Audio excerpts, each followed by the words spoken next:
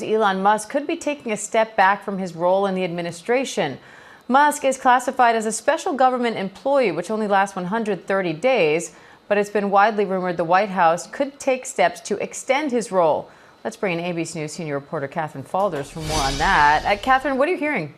Yeah, so we know what Trump has said publicly here, but the timing of this in terms of what our sources are telling us that Trump is saying privately to advisors today is significant because, of course, it comes on the heels of that Wisconsin Supreme Court race where the Democrat there won. And we know that Musk poured millions of dollars. Musk and his groups poured millions of dollars into that race. So significant that Trump is saying this behind the scenes, but also important context to this is just a couple days ago in the Oval Office, Trump was asked very specifically about Musk's status as a special government employee, that 130-day limit. And Trump did indicate on Monday that Musk would be taking a step back in some way. Trump said he thinks that Musk is amazing.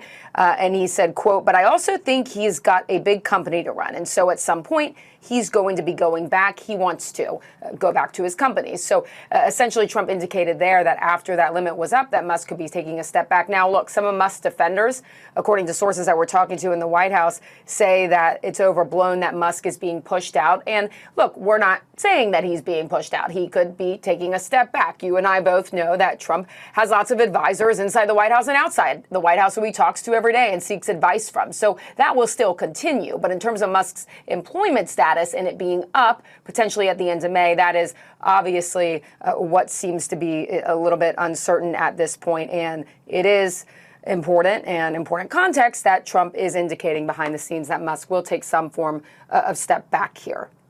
So could Musk stay with the administration, but in some other capacity?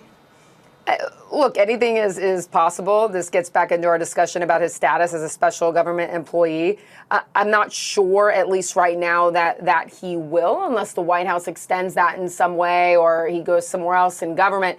It appears that his status as a special government employee could be up at the end of May. But that, again, doesn't mean that he won't be advising President Trump. Trump isn't saying behind the scenes that he's soured on Musk. In fact, he remains satisfied and pleased with what Musk has done across the government in terms of cost cutting, despite it being challenged in the courts and despite the pushback here. So I'm sure he will remain a voice in President Trump's ear, regardless of what happens here in the next few weeks. All right, senior reporter Catherine Falders, thank you.